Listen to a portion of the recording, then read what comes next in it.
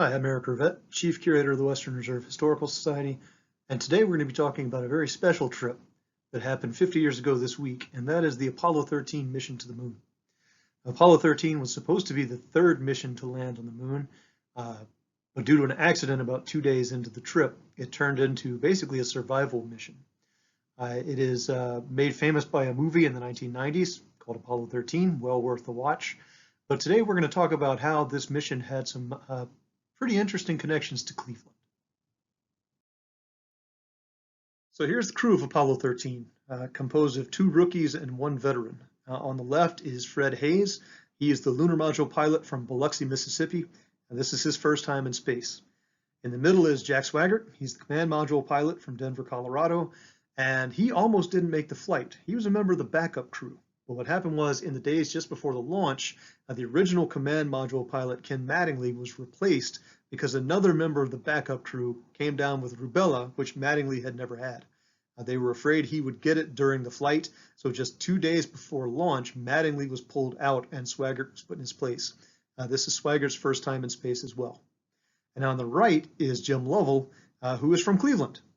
Lovell had, at this time, more time in space than anyone else alive. He had nearly 600 hours in space as part of Gemini and Apollo programs. Let's take a quick look at how they got to the moon. So this is the Saturn V rocket. This is what made the Apollo program possible. It's a 363-foot tall, 3-stage, liquid-fueled rocket, and still to this day, 50 years later, it's the most powerful rocket that's ever been launched. And so what a 3-stage rocket means is that it's a rocket on top of a rocket on top of a rocket. And each stage has a very specific job to do. So you have the first stage right here, whose job is basically just to get you off the ground. Because it has to carry the weight of the entire rocket, it's by far the most powerful stage. It gets you almost into orbit. And the first stage, when it fires, burns 20 tons of fuel per second. Once it runs out of fuel, it's jettisoned, and then you have the second stage right here. The second stage's job is just to take over from the first stage and again, just get you a little bit higher up. The second stage gets you to about 115 miles up. It runs out of fuel and then it's jettisoned.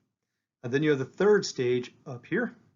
The third stage's job is to get you into orbit, and then once it's time to go to the moon, actually get you on your way to the moon. And this entire rocket, 363 feet of it, exists just to get the payload, which is this tiny little bit right up here at the very top, into space. And the payload is the Command Module, the Service Module, the Lunar Module, and of course 3 astronauts. So let's take a closer look at those very important parts of the mission. So these are the Command and Service Modules, and this is where the astronauts spent most of their time. This part here is the Command Module. That is your living quarters, crew accommodations to get the 3 men to the moon and back. The rest of it is the Service Module, and the Service Module had your thrusters, communication equipment, rocket engine, also your fuel tanks. And so remember that because that's going to be very important for Apollo 13 here in just a minute. But just remember that for most of the mission, the way Apollo was supposed to work, the astronauts would be in the Command Module on the way to the moon and then on the way back from the moon. And now this is the Lunar Module. So this is what Jim Lovell and Fred Hayes would have flown down to the surface of the moon. While they were on the moon, they were supposed to conduct quite a few scientific and geological experiments, and then they would use this to get back up to Swigert and the Command Module and then fly back to Earth. So the Lunar Module consists of 2 parts. You have a descent stage, which has a large rocket engine, which will be very important here in just a minute. This is what gets you onto the surface of the moon, and then you have the ascent stage that when it's time to leave has a very small rocket engine that basically just gets you off of the surface of the moon and right back up to the Command Module. So what happened with Apollo 13 is about 2 days into the mission. So while they were on their way to the moon, Jack Swigert got a request from Mission Control in Houston to what's called stir the tanks. And that meant turn on a fan inside the fuel tank in the service module and just keep the fuel from settling.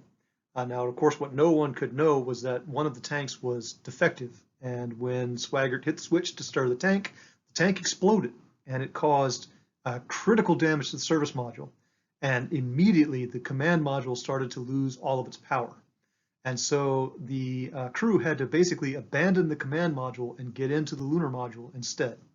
And they had to ride the lunar module all the way around the moon and then back to the Earth. Now keep in mind, the lunar module was only designed to support 2 men for 2 days while they were on the surface of the moon. But on Apollo 13, the lunar module had to accommodate all 3 crew members for 4 days. And they had to do it with basically no power because they had to conserve their battery power as much as they possibly could. And so the 3 men spent 4 days in basically freezing weather. Their water froze, their food froze. Fred Hayes got pretty sick on the way back. It was a very miserable, pretty dangerous existence, and they were very, very lucky to get back. But the lunar module did everything it was supposed to do and then some. And one of the ways, really the main way that they were able to get home is a piece of equipment that has a Cleveland connection. So what you're seeing now is a display at the Cleveland History Center. And the bell-looking thing on the left is what's called a Lunar Module descent engine. If you remember a couple of slides back, you saw the Lunar Module. We talked about how you had a descent stage that was used to land on the moon. It had a rocket engine. I said that would be very important. Well, here it is. This is the kind of rocket engine that got all of the Apollo missions onto the moon. And it was designed by TRW right here in Cleveland. Now, this was especially important for Apollo 13 because after the explosion, this was the only engine that was safe to use. And so while it was not used to land on the moon, this is the type of rocket engine that got the crew of Apollo 13 around the moon and safely on their way back to Earth. So this is a great series of photos that was shot by the crew of Apollo 13 just before the mission ended and before they re-entered Earth's atmosphere. So they have just jettisoned the service module.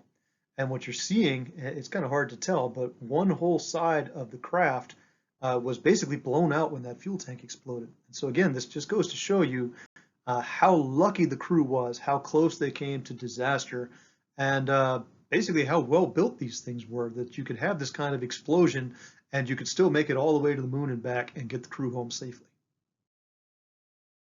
So here's the crew of Apollo 13 after they've been safely picked up and brought to the aircraft carrier that will bring them home. They look a little bit rough, but hey, they had a rough week. And the remarkable thing is if you're watching this on April 17th, then you are looking at this photo 50 years to the day after it was taken. The crew of Apollo 13 returned to Earth safely on April 17th, 1970. So thank you for joining me for this really spectacular trip, and we'll talk again soon. Take care.